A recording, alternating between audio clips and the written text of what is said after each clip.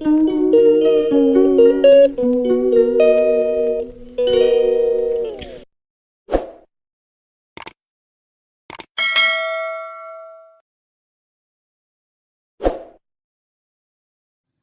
علیکم، welcome back to my channel and welcome to my new blog. تو کیسے ہیں آپ سب لوگ؟ امید کرتی ہوں آپ سب خیریت سے ہوں گے۔ تو سٹارٹ کرتے ہیں آج کا برینڈ نیو بلاگ، اور آج کا بلاگ ہے بہت ہی اسپیشل، کیونکہ ظاہری بات ہے 14 اگست ہے، اور یہ جو کلپ ہے یہ ہے جی 13 اور 14 اگست کی درمیانی شب کا، یعنی رات 12 بجے کا۔ تو یہاں پر ہو رہی تھی آتش بازی، اور ماشاءاللہ سے 14 اگست کی ڈیٹ جو ہے وہ سٹارٹ ہو چکی ہے، اور کل ہمارا یوم آزادی ہے۔ تو میری طرف سے سب پاکستانیوں کو دل کی گہرائیوں سے جشن آزادی مبارک، اور اللہ تعالی ہمارے ملک کو ہمیشہ قائم و دائم رکھے۔ تو جب ہم چھوٹے چھوٹے تھے تب ہمارا جشن آزادی کچھ اور طرح سے ہوتا تھا، تو ہم لوگ 13 اگست سے ہی جھنڈیاں وغیرہ لے لیتے تھے اور موم بتیاں وغیرہ لے لیتے تھے، اور 13 اگست کی رات کو ہم چراغاں کرتے تھے، اور 14 اگست کی رات کو بھی ہم چراغاں کرتے تھے، اور اس کے علاوہ 14 اگست کی صبح صبح ہم جھنڈیاں لگاتے تھے۔ اور اس کی ایک ریزن یہ بھی ہوتی تھی کہ 14 اگست کو جھنڈیاں اس لیے لگاتے تھے کیونکہ عموماً یہ موسم جو ہے وہ بارشوں کا ہے، اور اگر ہم 13 اگست کو جھنڈیاں لگا لیتے تھے تو 13 اگست کی رات کو بارش ہوتی تھی، اور 14 اگست کو ہماری ساری جھنڈیاں جو تھیں وہ گر جاتی تھیں۔ تو یہ ایک بہت ہی اچھی سی میموری ہے میری بچپن کی 14 اگست کے حوالے سے، کہ تب ہم بیجز لیتے تھے، اور پھر ہمارے گھر کے مطلب قریب ہی ظفر علی اسٹیڈیم تھا جہاں پر تقریب ہوتی تھی جشن آزادی کی، تو ہم اپنے ابو کے ساتھ وہاں پر جایا کرتے تھے۔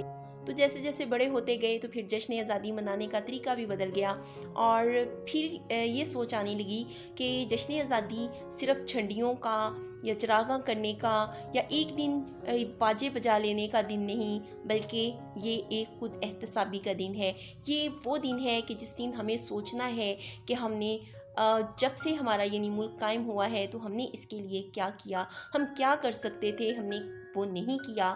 جشن آزادی منانے کا اصل مقصد تو یہ ہے کہ ہم جو بھی کام کرتے ہیں، یعنی ہمارا جو بھی پیشہ ہے، جو بھی ہماری ڈیوٹی ہے، اس کو ہم پورے مخلصانہ اور ایماندارانہ طریقے سے کریں، اور اپنے اس ملک کا خیال رکھیں، کیونکہ یہ ہمیں بہت قربانیوں کے بعد ملا ہے، اور ہمیں اس کی ویلیو کا احساس نہیں۔ اگر اس کی اہمیت کا احساس کرنا ہے نا، تو پلیز فلسطینیوں کو دیکھ لیں، ایک بار ان کو دیکھ لیں کہ وہ کس طرح سے کن کن مصیبتوں کا وہ شکار ہیں۔ تو اس ملک کی اہمیت کا اندازہ ہمارے ان بزرگوں کو ہے جنہوں نے اس کے لیے قربانیاں دی تھیں، اور جنہوں نے اپنے گھر چھوڑے تھے اور پھر وہ اس ملک یعنی پاکستان میں آئے تھے۔ تو میری دادی اماں کا تعلق انڈیا سے تھا، اور وہ وہاں سے مائیگریٹ ہو کر پاکستان میں آئی تھیں، اور وہ ہمیں یہ ساری سٹوریز سنایا کرتی تھیں جب ہم چھوٹے تھے، کہ کس طرح سے انہوں نے وہاں سے ہجرت کی تھی، اور راستے میں کتنا بڑا قافلہ تھا جو نکلا تھا پاکستان کے لیے، اور صرف چند لوگ ہی پاکستان پہنچ پائے تھے۔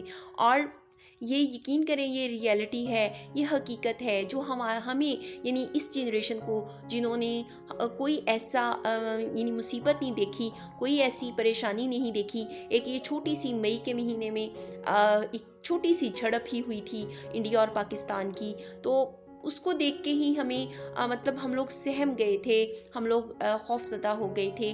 تو سوچیں ذرا، جنہوں نے خود یعنی 1947 میں ہجرت کی تھی، اور خون کی اتنی بڑی ندیاں جو تھیں وہ بہی تھیں، تو وہ کیسے ان سب نے وہ برداشت کیا تھا، کیسے ان سب نے وہ جھیلا تھا۔ تو یہ دن جو ہے نا، یہ دن ہمیں ان کی قربانیوں کو کبھی بھی بھولنا نہیں چاہیے۔ تو یہ ملک ہے تو ہم ہیں، اگر یہ نہیں تو پھر ہم بھی نہیں۔ تو 14 اگست کا دن ہمارے لیے بہت ہی اسپیشل رہتا ہے، اور اس اسپیشل دن کو ہم پھر کچھ خاص اسپیشل طریقے سے ہی مناتے ہیں۔ تو اس کے لیے سب سے پہلے تو یہ ہوتا ہے کہ صبح صبح ہم لوگ پریڈ دیکھتے ہیں، اور اس کے بعد پھر ٹی وی پہ کچھ پروگرامز وغیرہ دیکھتے ہیں، اور اس کے بعد پھر دوپہر کا ٹائم ہو جاتا ہے، تو دوپہر کو پھر کچھ اچھا سا لنچ کرتے ہیں، اور رات کا کھانا تو ہمیشہ سے ہمارے گھر بہت ہی اسپیشل بنتا رہا ہے 14 اگست کو۔ ظاہری بات ہے جیسے ہم یعنی عید الاضحیٰ اور عید الفطر کو ہم مناتے ہیں تو سیم اسی طرح سے ہم 14 اگست کو مناتے ہیں. تو اس دن ہمارے ہاں اسپیشل کھانا بنتا تھا. تو شادی کے بعد بھی اور چاہے میں اس دن کچھ کروں یا نہ کروں لیکن کھانا میں ہمیشہ اسپیشل ہی بناتی ہوں. تو آج میں نے اپنے ہسبینڈ کی فرمائش پر مٹن کڑھائی بنائی اور اپنے لیے میں نے بریانی بنائی اور آج ہمارے گھر کچھ گیسٹ بھی موجود ہیں تو اس طرح سے یہ کھانا ان کے لیے بھی ہے. تو یہاں پر جی میں بنا رہی تھی مٹن کڑھائی، اس کے بعد میں نے بنائی بریانی. تو جشن آزادی ہو اور ساتھ میں کوئی میٹھا نہ ہو تو یہ تو ہو نہیں سکتا. تو میٹھے میں نے منگوائی تھی آئس کریم، اور ویسے 14 اگست کو ہم لوگ کیک بھی کاٹ لیتے ہیں لیکن آج میں نے آئس کریم منگوائی تھی کیونکہ کیک کھانے کا بالکل موڈ نہیں تھا. تو آئس کریم میں نے فریزر میں رکھی ہوئی ہے اور سب سے پہلے تو میں کھانا سرو کروں گی، اس کے بعد جی میں آپ کو بریانی کی بھی لک دکھاتی ہوں.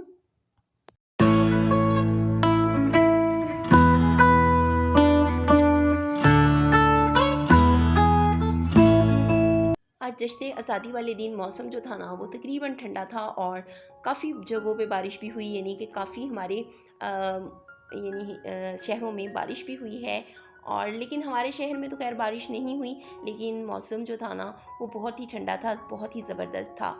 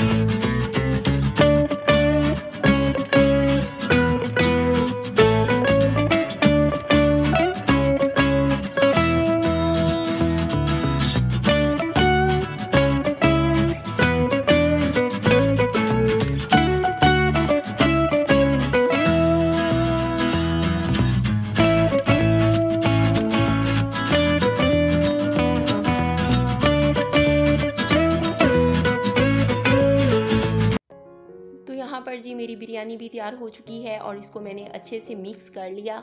تو بریانی آج میں نے بہت ہی کوئک سٹائل میں بنائی ہے. آلموسٹ میں ایسی بریانی بناتی نہیں ہوں، یعنی میں بہت بریانی کو اہتمام کے ساتھ بناتی ہوں، لیکن آج میں نے بہت ہی جلدی والی بریانی بنائی.